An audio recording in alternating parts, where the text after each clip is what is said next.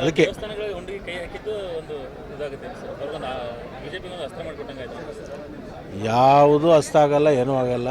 ಹತಾಶೆಗೊಂಡಿದ್ದಾರೆ ಅವ್ರಿಗೆ ಟಾರ್ಗೆಟ್ ಕೊಟ್ಟಿದ್ದಾರೆ ಕೇಂದ್ರದ 28 ಗೆಲ್ಲಬೇಕು ಅಂತೇಳಿ. ಇಲ್ಲಿ ಹತಾಶೆ ಆಗಿ ಗೆಲ್ಲುವುದಿಲ್ಲ ಅನ್ನುವಂಥದ್ದು ಒಂದು ಭ್ರಮನಿರಸದಲ್ಲಿ ಇಂಥ ಮಾತುಗಳನ್ನು ಆಡ್ತಾ ಇದ್ದಾರೆ. 28 ಗೆಲ್ಲಕ್ಕೆ ಬದಲಾವಣೆ ಅವ್ರು ಹೇಳ್ತಾರೆ 28 ಗೆಲ್ತೀವಿ. ಬರ್ತಕ್ಕೆ ನನಗೆ ಅನಿಸುತ್ತೆ ಪಕ್ಕದ ರಾಜ್ಯದ ಒಂದು 2-3 ತೊಗೊಂಡು ಒಂದು 30 ತನಕ ಗೆಲ್ತೀವಿ ಅಂತ ಹೇಳ್ತಾರೆ ಅಷ್ಟೇ. ಇಲ್ಲೇನು ಬದಲಾವಣೆ ಆಗ್ಬೋದು ಸರ್ ಬಿಜೆಪಿಯಲ್ಲಿ ಗೆಲ್ಲಲಿಕ್ಕಂದ್ರೆ ಸರ್? ಅಲ್ಲಿ ಬದಲಾವಣೆ ಆಗುವಂಥ ಪ್ರಶ್ನೆನೂ ಉದ್ಭವ ಆಗೋದಿಲ್ಲ. ಅಲ್ಲಿ ಎಲ್ಲಿ ಕೂಡ್ಬೇಕು ಅಲ್ಲಿ ಕೂತಿದ್ದಾರೆ, ಇನ್ನೇನು ಬದಲಾವಣೆ ಆಗಬೇಕು? ಬದಲಾವಣೆ ಆಗೇ ಕೂತಿದ್ದಾರೆ, ಇನ್ನೇನು ಕೂಲಾಡ್ತಾರೆ.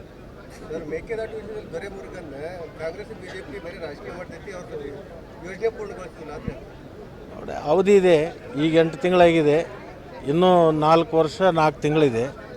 ಅಷ್ಟರೊಳಗೆ ಅದು ಮೇಕೆದಾಟು ಇರ್ಬೋದು,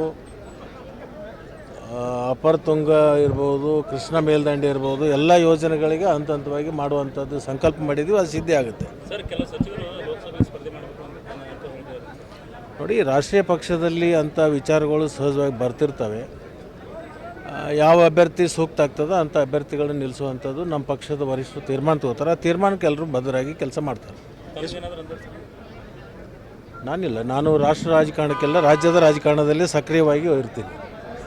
ಥ್ಯಾಂಕ್ ಯು.